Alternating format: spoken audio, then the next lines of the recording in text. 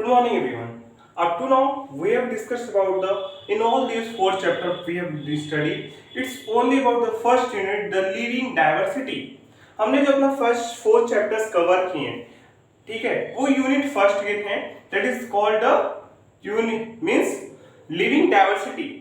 But now we are going to move forward for our next unit, unit 2, which is the structural organization in plants and animals. Understood? अभी तो हमने जो first chapter में बात की वो हमने क्लासिफिकेशन के बारे में बात की कि लिविंग डाइवर्सिटी, जो लिविंग ऑर्गेनिज्म की डाइवर्सिटी है उसे हम कैसे डाइवर्सिफाई करें, कैसे लिविंग ऑर्गेनिज्म को कैसे कैसे हम डिवाइड करके उनके बारे में हमने पढ़ा. ठीक है, हमने फाइव किंगडम क्लासिफिकेशन के बारे में पढ़ा, एनिमल किंगडम के बारे में पढ़ा, प्लांट किंगडम के बारे में पढ़ा. But in this our second unit we are going to study about structural organisation of plants and animals. ये जो हमारा सेकेंड यूनिट है इसमें हम क्या पढ़ेंगे, इसमें हम प्लांट्स और एनिमल्स के स्ट्रक्चरल ऑर्गेनाइजेशन के बारे में पढ़ेंगे कि वो कैसे बने हुए हैं, उनकी मॉर्फोलॉजी क्या है, मींस एक्सटर्नल स्ट्रक्चर कैसा है, उनकी एनाटॉमी क्या है, उनके इंटरनल स्ट्रक्चर कैसा है.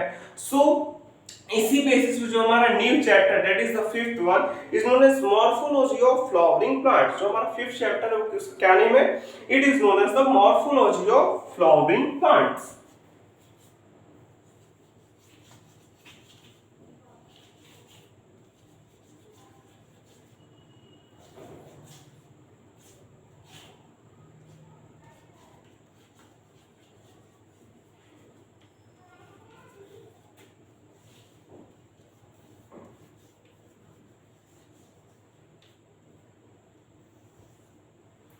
ये चैप्टर है ma'am morphology of flowering plants. इसमें हमें क्या करेंगे, चैप्टर ही हमें बताएगा कि हमें इसके अंदर क्या पढ़ना है. हमें क्या पढ़ना है, morphology means external structure of flowering plant. जो फ्लावरिंग प्लांट्स होते हैं हम उनके स्ट्रक्चर ऑर्गेनाइजेशन के बारे में पढ़ेंगे, उनके एक्सटर्नल स्ट्रक्चर के बारे में पढ़ेंगे कि वो कैसे बने हुए हैं, किस किस चीजों से बने हुए, उनके स्ट्रक्चर जो एक्सटर्नल स्ट्रक्चर है वो किस किस चीजों को बियर करते हैं उनके बारे में हम इसमें स्टडी करेंगे. और ये जो एक्सटर्नल स्ट्रक्चर की स्टडी होती है उसको हम क्या कहते हैं, उस टर्म को हम मॉर्फोलॉजी के नाम से जानते हैं. क्या है, the wide range in the structure of higher plants will never fall to fascinate us. ढेर सारी चेंजेस, हमें बहुत ही बड़े चेंजेस देखने को मिलते हैं. प्लांट्स हो चाहे एनिमल्स, उनके जो बाहरी स्ट्रक्चर्स होते हैं वो बहुत ही डिफरेंट होते हैं. दोनों में हमें डिफरेंट कैरेक्टर्स देखने को मिलते हैं. And even though the angiosperms show such a large diversity in external structure. और तो जो एंजियोस्पर्म्स है मीन जो फ्लावरिंग प्लांट्स हैं उनमें और ज्यादा वैरायटी देखने को मिलती है, और ज्यादा डिस्टिंक्शंस देखने को मिलते हैं मॉर्फोलॉजी एक्सटर्नल स्ट्रक्चर्स में. इसे हम मॉर्फोलॉजी के नाम से जानते हैं. And hence they are all characterised by the presence of root, stem, leaves, flowers and fruit. और इसलिए एंजियोस्पर्म्स का क्या बेसिक कैरेक्टर्स क्या है, वो उन सभी एंजियोस्पर्म्स के पास क्या होता है, रूट होता है, स्टेम होता है, लीव्स होती है, फ्लावर होते हैं और फ्रूट. ये बेसिक 5 कैरेक्टर्स हैं जो एंजियोस्पर्मिक कैरेक्टर्स हैं, मींस एंजियोस्पर्म प्लांट्स के पास होते ही हैं. चैप्टर 2 और 3 में हमने क्लासिफिकेशन में देखा था ना कि हमने एंजियोस्पर्म्स के बारे में बात की थी कि हायर प्लांट्स में क्या होता है, ढेर सारे लिविंग ऑर्गेनिज्म जो होते हैं हायर प्लांट्स को कैरेक्टराइज करते हैं और उनमें टेक्निकल टर्म्स और स्टैंडर्ड डेफिनेशन की हमने बात की थी. और एंजियोस्पर्म्स में भी बात की थी कि फ्रूट्स फॉर्मेशन, फ्लावर फॉर्मेशन किसमें होता है, ये एंजियोस्पर्म्स में ही होता है. We also need to know about the possible variations in different part. और हमें उसके साथ साथ और ये भी जानकारी लेनी चाहिए कि जो पॉसिबल क्या होते हैं, जो उनमें जो डिफरेंट होते हैं, वेरिएशंस होते हैं अलग अलग पार्ट्स में प्लांट के, हमें उसके बारे में भी जानना चाहिए.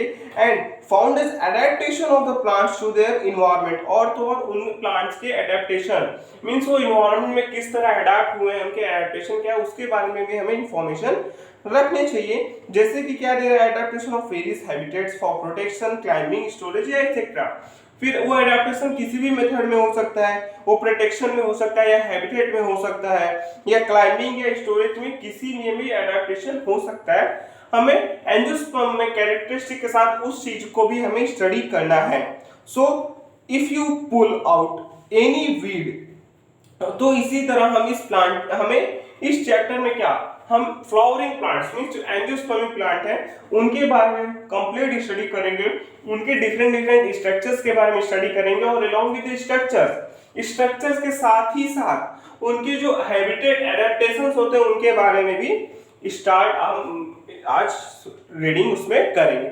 सो let's start with this our first topic. तो हम स्टार्ट करते हैं इस चैप्टर का पहला topic which is the root. हमारा इस चैप्टर का पहला टॉपिक क्या है, ये है the root. The root means जड़। हम इस टॉपिक में एंजियोस्पर्मिक प्लांट्स के रूट्स के बारे में पढ़नी है, उनके रूट्स में जो डिफरेंट एडेप्टेशंस हैं, जो डिफरेंट वेरिएशंस है उसके बारे में भी हमें इस टॉपिक में जानना है। क्या है, in majority of the dicotyledonous plants, the direct elongation of the radicle leads to the formation of primary root which grows inside the soil. अधिकतर मेजॉरिटी ऑफ द डाइकोटिलेडनस प्लांट में जितने भी डाइकोटिलेडनस प्लांट होते हैं मींस जिन प्लांट्स के पास दो cotyledon present होता है वो क्या करते हैं, उनमें ज्यादातर जो डायरेक्ट इलोंगेशन होता है रेडिकल के इलोंगेशन से ही किसका फॉर्मेशन होता है, प्राइमरी रूट का फॉर्मेशन होता है। और प्राइमरी रूट कहाँ ग्रो करता है, वो मिट्टी के अंदर इनसाइड द सॉइल ग्रो करता है। It bears lateral roots of several orders that are referred to as secondary, tertiary etcetera. और तो और उसके पास ढेर सारे लैटरल रूट्स भी प्रेजेंट होते हैं किसी ऑर्डर में से कि सेकेंडरी हो गया रूट, टर्सरी रूट हो गया, और इसी तरह ढेर सारे रूट्स उसमें देखने को मिलते हैं। The primary roots and its branches constitute the tap root system. और जो प्राइमरी रूट होता है, जो मेन रूट होता है प्लांट का, उसके साथ और पूरा का पूरा ब्रांचेस जो उसके साथ लगे होते हैं वो एक टैप रूट सिस्टम को दिखाते हैं, जैसा कि मस्टर्ड प्लांट में हम देख सकते हैं। As we can see that in this diagram, हम इस डायग्राम में देख सकते हैं कि जो मेन रूट होती है उसे हम प्राइमरी रूट के नाम से जानते हैं, और जो उसके लैटरल ब्रांचेस होते हैं उसे सेकेंडरी या टर्सरी रूट के नाम से जानते हैं। और यही पूरा मिलकर एक रूट सिस्टम बनाते हैं जिसे हम टैप रूट सिस्टम के नाम से जानते हैं। इन मोनोकोटिलेडनस प्लांट्स, अगर हम मोनोकोटिलेडनस प्लांट्स की बात करें तो primary root is short lived and is replaced by large number of roots. तो मोनोकोटिलेडनस प्लांट्स में क्या होता है, जैसे ग्रासेस की बात करें, जो मोनोकोटिलेडनस होते हैं उनमें क्या होता है, जो प्राइमरी रूट होती है वो बहुत ही पतली होती है और ढेर सारे रूट्स में डिवाइड हो जाती है। ठीक है, ढेर सारे रूट्स उसकी जगह उसको रिप्लेस कर देते हैं, ढेर सारे रूट्स आ जाते हैं, and these roots originate from the base of the stem and constitute the fibrous root system. और ये रूट्स कहाँ से आते हैं, ये स्टेम के बेस मींस स्टेम के बेस यहाँ इस वाले रीजन से वो जनरेट होते हैं, इस वाले रीजन से, और वो पूरा उसको ढेर सारे रूट्स में डिवाइड हो जाते हैं, और इस तरह के रूट के सिस्टम को हम फाइब्रस रूट सिस्टम के नाम से जानते हैं। As seen in the wheat plant, जैसा कि वीट प्लांट में देखने को मिलता है। In some plants like grass, monstera and the banyan tree, roots arise from parts of the plant other than the radicule and are called adventitious roots। लेकिन वहीं अगर कुछ प्लांट्स की बात करें, जैसे कुछ ग्रासेस की बात करें, जैसे मॉन्स्टेरा हो गया या बनियान ट्री मींस बरगद की पेड़ की बात करें, तो उसमें जो रूट होती है वो प्लांट के कुछ पार्ट से जनरेट होती है, प्लांट के कुछ पार्ट से वो निकलने लगती है, इसीलिए उस तरह के रूट्स को हम एडवेंटिटियस रूट्स के नाम से जानते हैं। आपने बरगद के पेड़ में देखा होगा कि उनके स्टेम से उनकी जो ब्रांचेस होती हैं, ब्रांचेस से ढेर सारे रूट्स की तरह स्ट्रक्चर्स निकलते हैं। इस तरह के रूट्स को हम एडवेंटिशियस रूट्स के नाम से जानते हैं। ठीक है, the main function of the root system are absorption of water and minerals from the soil. और रूट का जो रूट सिस्टम है उसका क्या मेन फंक्शन क्या है, उनका फंक्शन वही है कि वो मेन फंक्शन किसमें प्रोवाइड करते हैं, वो absorption of water and minerals from the soil. वो मिनरल और वाटर को एब्जॉर्ब करते हैं, कहां से एब्जॉर्ब करते हैं, सॉइल से एब्जॉर्ब करते हैं, providing proper anchorage to the plant parts, storing reserve food material and synthesis of plant growth regulators. और क्या करते हैं, उसके साथ साथ वो प्लांट को, हर एक प्लांट पार्ट तक उस वाटर और मिनरल्स को पहुंचाते हैं मिट्टी से, और तो और फूड मटेरियल को स्टोर भी करते हैं, और प्लांट के ग्रोथ को रेगुलेट करने के लिए, मीन्स प्लांट के ग्रोथ को बढ़ाने के लिए जो रेगुलेटर्स होते हैं उनकी सिंथेसिस भी रूट्स को फंक्शन होता है। ठीक है, ये up to now we have studied about the root. अभी तक हमने रूट्स के बारे में जाना कि ये रूट 3 तरह के होते हैं। First is the root which consists of a main root which is known as primary root and its lateral branches are known as secondary and tertiary roots. That root system is known as tap root system. But the second one, अभी तक हमने क्या देखा कि हमने tap root system के बारे में जाना, जहां एक प्राइमरी रूट होती है, एक मेन रूट होती है, और उसकी फिर लेटरल ब्रांचेस होते हैं, इसे सेकेंडरी और टर्शियरी रूट के बारे में जाना जाता है। इस तरह के सिस्टम को हम टैप रूट सिस्टम के नाम से जानते हैं। The second one is the fibrous root system. जैसा कि मोनोकोटिलिडन्स में देखने को मिलता है, स्टेम के यहाँ से ढेर सारे रूट्स का फॉर्मेशन हो जाता है, उनमें हम मेन रूट कौन सी है हम पता नहीं लगा पाते। इस तरह के रूट को हम फाइब्रस रूट्स कहते हैं। और कुछ ग्रासेस में और बनियान ट्री में क्या देखने को मिलता है कि प्लांट के कुछ पार्ट से रूट्स का जनरेशन होता है, रूट्स निकलने लगती हैं, उस तरह के रूट्स को हम एडवेंटिशियस रूट्स के नाम से जानते हैं। और तो और हमने रूट के फंक्शन के बारे में पढ़ा कि रूट क्या करते हैं। Root perform the function of transportation of water and minerals from the soil. ठीक है, the second in the root topic. अब हम रूट के टॉपिक में क्या पढ़ेंगे, we are going to study about the regions of the root. This diagram tells us about the different regions of the root. ये diagram हमें दिखाएगा कि रूट में कौन कौन से डिफरेंट रीजन्स होते हैं। The root is covered at the apex by a thimble-like structure called the root cap. जो रूट होता है उसको एपेक्स पे, मींस उसके एकदम नोकीले एंड पे क्या होता है, एक थिम्बल लाइक स्ट्रक्चर होता है जिसको वो पूरा कवर्ड किया जाता है, और उस स्ट्रक्चर को हम रूट कैप के नाम से जानते हैं। We know it about the root cap. It protects the tender apex of the root as it makes its way through the soil. ये क्या रूट कैप का क्या फंक्शन है, it protects the tender apex of the root. इसका ये जो tender, जो नाजुक एपेक्स होती है रूट की, ये रूट कैप उससे प्रोटेक्ट करता है, और तो और रूट को पेनिट्रेट, मिट्टी में अंदर घुसने में भी ये रूट कैप हेल्प करता है। रूट कैप उन्हें इजी मोड प्रोवाइड करता है। Along with that, a few millimeters above the root cap is the region of meristematic activity. और इसी रूट कैप से कुछ थोड़े से मिलीमीटर ऊपर अगर हम देखेंगे तो एक रीजन आता है, रीजन ऑफ मेरिस्टेमेटिक एक्टिविटी, है ना। डायग्राम में आप देख रहे हो कि ये रूट कैप है, इससे फ्यू मिलीमीटर्स, कुछ ही थोड़ा सा ऊपर ये जो रीजन है, ये किसका रीजन है, रीजन ऑफ मेरिस्टेमेटिक एक्टिविटी है। यहाँ क्या होता है, the cells of this region are very small, thin walled and with dense protoplasm. इस एरिया में जो मेरिस्टेमेटिक एक्टिविटी के रीजन में जो सेल्स होती हैं वो कैसी होती हैं, वो बहुत ही छोटी होती हैं, बहुत ही थिन वॉल्ड होती है, इनकी वॉल्स होती है बहुत ही पतली होती है, और तो और इनके पास डेंस प्रोटोप्लाज्म होता है, एंड दे डिवाइड रिपीटेडली, और ये बहुत ही तेजी से रिपीट सेल डिवीजन का प्रोसेस करती हैं, बहुत ही तेजी से डिवाइड करती हैं, इससे रूट में ग्रोथ होती है। Understood up to now here? The cells proximal to the region undergo rapid elongation and enlargement and are responsible for the growth of the root or in the length. और इसीलिए जो इस reason में sales पाई जाती हैं वो rapid division करती हैं, जिससे क्या होता है, वो किसके लिए जिम्मेदार हो जाती है, जब सेल्स रैपिड डिवीजन करेंगी तो रूट के रैपिड ग्रोथ में हेल्प करती हैं।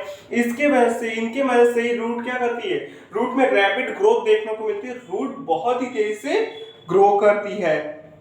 This region is called the region of elongation, और इसी रीजन को हम रीजन ऑफ इलोंगेशन के नाम से जानते हैं, जहां पे रैपिड इलोंगेशन होता है, इनलार्जमेंट होता है। सेल, इस रीजन की सेल्स क्या करती हैं, रैपिड डिवीजन करती हैं, इनलार्जमेंट, इनमें बहुत ज्यादा इनलार्जमेंट होता है, और रैपिड इलोंगेशन अपने आप को खूब इलोंगेट करती हैं, खूब चौड़ा बनाती हैं, और इससे रूट के ग्रोथ में बहुत ही रैपिड मूवमेंट देखने को मिलती है।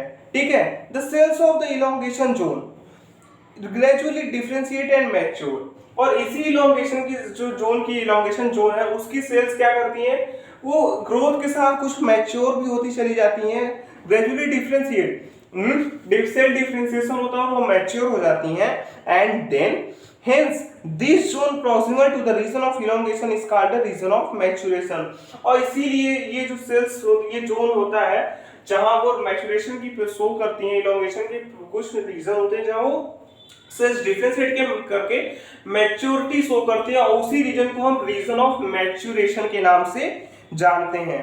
From this region some of the epidermal cells form very fine and delicate thread like structures called root hairs. और इसी रीजन में रूट ऑफ मैच्योरेशन के रीजन में रीजन ऑफ मैच्योरेशन के रीजन में क्या होता है, कुछ एपिडर्मल सेल्स होते हैं जो बहुत ही पतला और डेलिकेट एक थ्रेड लाइक मींस धागे जैसा स्ट्रक्चर्स को वो बनाने लगते हैं, जिसे हम क्या कहते हैं, this is known as root hairs. उन्हें हम means root of region of maturation में एपिडर्मल सेल्स किसका फॉर्मेशन करती हैं, रूट हेयर्स का फॉर्मेशन करती हैं।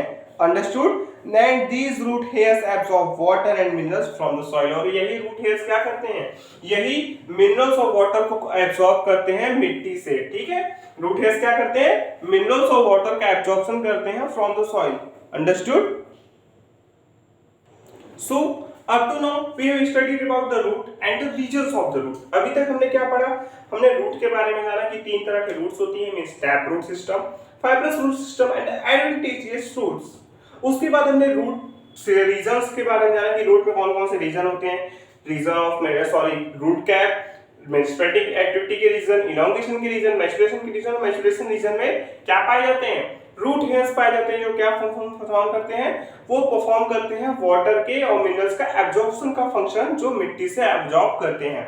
The next topic in the root में जो हमारा लास्ट और नेक्स्ट टॉपिक है वो है modification of the root.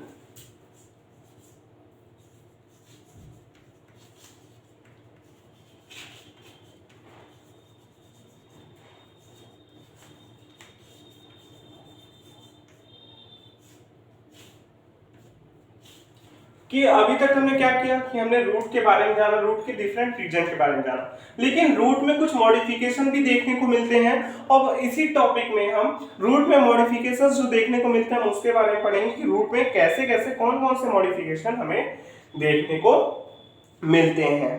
Understood here? Roots in some plants change their shape and structure and become modified to perform functions other than absorption and conduction of water and minerals. कभी कभी कुछ plants में क्या देखने को मिलता है, in some plants मतलब कुछ प्लांट्स में देखने को मिलता है कि रूट्स का जो मेन फंक्शन है, मींस तो रूट का मेन फंक्शन है absorption of water and minerals या कंडक्शन ऑफ वाटर और मिनरल्स। इन सब के अलावा रूट अपने आप को कुछ मॉडिफाई कर लेती हैं, ठीक है, मॉडिफिकेशन उनमें आ जाती है और वो कुछ और भी फंक्शंस परफॉर्म करने लगती हैं। And they are modified for support, storage of food and respiration. और जो मॉडिफिकेशन इनमें देखने को मिलते हैं वो कैसे होते हैं, ये किसके लिए मॉडिफाइड हो जाती हैं, ये रेस्पिरेशन प्रोसेस के लिए मॉडिफाइड हो जाती हैं, ये मॉडिफाई होकर प्लांट को सपोर्ट प्रोवाइड करने लगती हैं और उसी के साथ साथ ये फूड को स्टोर करने का काम भी करने लगती हैं। तो मॉडिफिकेशन इनमें कैसे देखने को मिला, ये सपोर्ट करके मॉडिफाई होकर सपोर्ट प्रोवाइड करती हैं, मॉडिफाई होकर फूड को स्टोर करती हैं और तो मॉडिफाई होकर रेस्पिरेशन की प्रोसेस को भी परफॉर्म करने लगती हैं। Tap roots of carrot, turnip and adventitious roots of sweet potato get swollen and store food।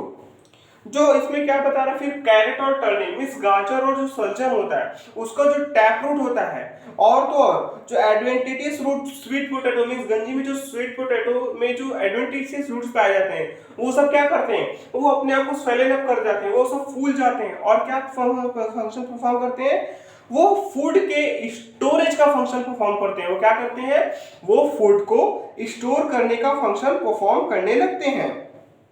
And have you ever wondered that what those hanging structures that support A banyan tree. और आपने कभी ये नहीं सोचा कि जो banyan tree में से जो हैंगिंग स्ट्रक्चर उनके स्टेम ब्रांचेस में से जो नीचे जड़ रूट लाइक स्ट्रक्चर्स लटकते रहते हैं वो क्या है, वो और कुछ नहीं है, these are called the prop root. उन्हें हम प्रॉप रूट के नाम से जानते हैं। वो भी क्या है, वो भी एक मॉडिफिकेशन है, रूट्स में एक मॉडिफिकेशन देखने को मिलता है।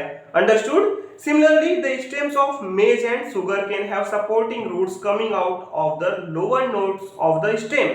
और इसी तरह जो सुगर केन मींस गन्ने और जो बाजरे की जो पौधे होते हैं उनके जो नीचे के नोड्स होते हैं वहां से भी कुछ रूट्स निकल के आती हैं और वो कैसा फंक्शन परफॉर्म करती हैं, वो सपोर्ट का फंक्शन परफॉर्म करती हैं। वो प्लांट को सपोर्टिव नेचर में वो कैसे मॉडिफाई होती हैं, वो सपोर्ट के लिए मॉडिफिकेशन उनमें रहता है, वो मॉडिफाई होके सपोर्ट प्रोवाइड करती हैं और इस तरह के रूट्स को हम स्टेल्ड रूट्स के नाम से जानते हैं। कैसे? The roots structure which are modified for the support found in the sugar cane and maize plants are called as stilt roots. उन रूट्स को हम किस नाम से जानते हैं? उन रूट्स को हम स्टेल्ड रूट्स के नाम से जानते हैं।